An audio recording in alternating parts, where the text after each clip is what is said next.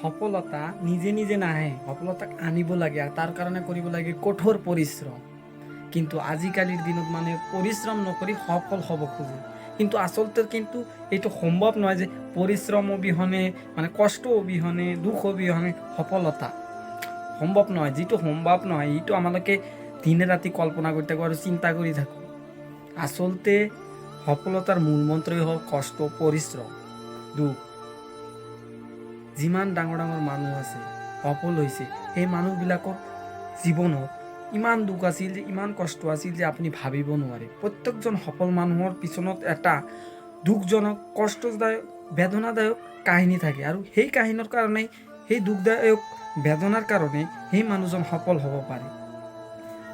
যাৰ জীৱনত কোনো দুখদায়ক বা বেদনাদায়ক কাহিনী নাই, কষ্টদায়ক কাহিনী নাই, সি কেতিয়াও সফল হ'ব নোৱাৰে। কাৰণ ভগৱানে কষ্ট তাকে দিয়ে যি সহ্য কৰিব পাৰে, আৰু কষ্ট দি সেই মানুহটোক মানে ভাল কৰি তোলে আৰু ধৈৰ্যক্ষম কৰি তোলে, আৰু কষ্ট দি দি সেই মানুহটোক সফলতাৰ দিশত আগবাঢ়ি লৈ যায়। কাৰণ দেখিব, যি পাথৰক মানে কাটি পাথৰেৰে ভাঙি মানে মূৰ্তিৰ ৰূপ দিয়া হয়, সেই পাথৰটোক পূজা কৰা হয়, আৰু যি পাথৰটোক মানে এনেই থৈ দিয়া হয়, সেই পাথৰটোৰ কোনো মূল্য নাই। কিন্তু যেতিয়া পাথৰটোক কাটি মাৰি মানে পিটাই এটা মূৰ্তিৰ শ্বেপ দিয়া হয়, তেতিয়া সেই মূৰ্তিটোক মানুহে খুৱাই বুৱাই মানে পূজা কৰে, নিজৰ ভগৱান বুলি মানি লয়।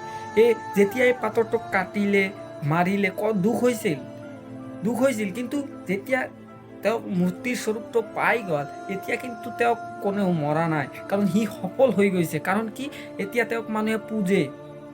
ঠিক একেদৰে যেতিয়া আপুনি দুখ পাই আছে, আপুনি কিবা এটা মানে বেদনাদায়ক পৰিস্থিতিত আছে, দুখদায়ক পৰিস্থিতিত আছে, কিবা এটা কষ্ট পাই আছে, আপুনিও সফলতাৰ দিশত গৈ আছে। আৰু সফলতা কেৱল দুখ পালেই যে হ'ব এনেকুৱা নহয়, দুখৰ সময়ত ধৈৰ্য ধৰি থাকিব লাগিব, আৰু এই দুখটোক নিজৰ শক্তি হিচাপে কৰি লৈ জীৱনত কিবা এটা কৰিব লাগিব, বা এই দুখক নিজৰ শক্তিস্বৰূপ বনাই আগবাঢ়ি যাব লাগিব। আৰু মানুহে কি কয় এইটো ভাবি লাভ নাই, কাৰণ মানুহে আনৰ কামত টান দিবই, মানুহৰ কথাত মানুহে কি কয় ক'ব, পাগল কৈ আছে ক'বলৈ দিয়ক নহয়। যেতিয়া আপুনি সফল হ'ব, তেতিয়া সেই মানুহজনে আহি ক'ব যে মই ভাবিছিলোঁ যে এই ল'ৰাজনে এইটো কৰিব পাৰিব।